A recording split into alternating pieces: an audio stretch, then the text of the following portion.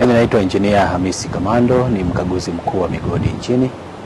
Leo tarehe 4 Aprili mwaka 2025 tulikuwa na kikao kazi na wadau wa baruti chini ya uongozi wa taasisi yao, association yao inaitwa TEDA, kwa maana Tanzania Explosive Dealers Association. Lengo kubwa la kikao hiki ilikuwa ni kujadili matumizi na usambazaji salama wa baruti, lakini pia kuongea umuhimu wa baruti kwenye uchimbaji wa rasilimali ya madini. Kwa hiyo pamoja na mambo mengine, tumekubaliana kwamba kikao kazi kama hiki tutakuwa tunakifanya kila mwaka mara moja, na kutokana na umuhimu wa sekta ndogo hii ya baruti, tumeona sisi kama Tume ya Madini tuweke hiyo forum ya hao wasambazaji wa baruti kwenye almanac, kwenye kalenda ya Tume ya Madini. Kwa hiyo kila mwaka mwezi wa 5 tutakuwa tunafanya kikao kama hiki.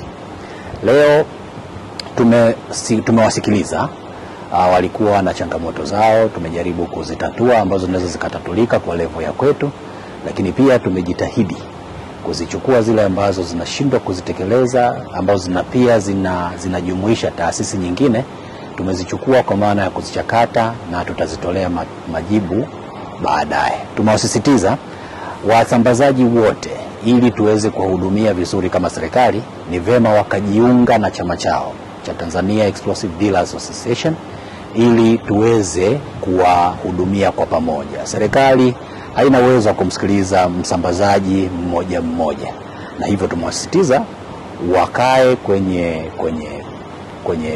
wajiunge kwenye association yao ili tuweze kuwasikiliza kwa pamoja. Jina naitwa Ramadhani Kamaka, ni mkurugenzi wa kampuni ya Kilimanjaro Explosive ambao ndio ofisi yao ipo Kahama. Tupo hapa Dodoma kuhudhuria kikao hiki cha wadau wa uuzaji wa baruti pamoja na Tume ya Madini. Hayo madhumuni ya kikao hiki ni kupitia taratibu zote za kuanzia usafirishaji, utunzaji na uuzaji wa vilipuzi.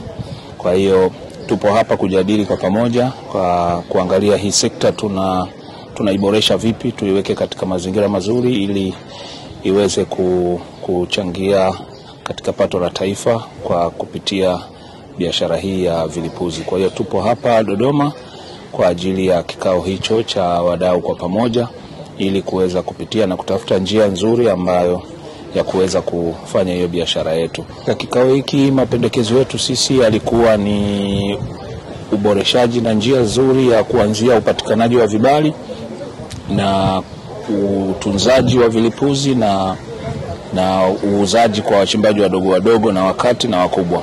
Kwa hiyo ndicho kitu ambacho tupo hapa tumekutana ili kuweza kujadili, kuona tunaweka mfumo gani mzuri ambao utatusaidia kuendesha hii biashara na katika usalama, kusiwepo na ajali, na serikali iweze kupata makusanyo yake, na sisi tuweze kuiendesha hii biashara yetu katika mfumo ambao ni salama, hautatupatia ajali kwa watumiaji wetu, na kuhakikisha kwamba biashara hii iko sawa, ili tuweze kutimiza lengo la Mheshimiwa Rais la kuhakikisha sekta hii tunaisimamia kwa pamoja kati ya sisi wasambazaji na Tume ya Madini.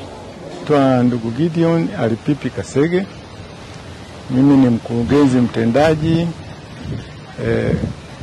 wa Tanzania Explosive Dealers Association, kwa kifupi tunaita TEDA. Hiki kikundi chetu au association yetu imeundwa na wadau wanaojishughulisha na ununuzi, usambazaji wa baruti hapa nchini. Kwa hiyo association hii imeundwa ili kusaidia kutoa sauti moja, hasa kwa kwenda kwenye wizara yetu husika ya madini. Badala ya kuwa na mtu mmoja kwenda kutoa hoja zake, malalamiko, mapendekezo kama yeye peke yake, association hii inasaidia kupeleka mawazo na maoni ya wadau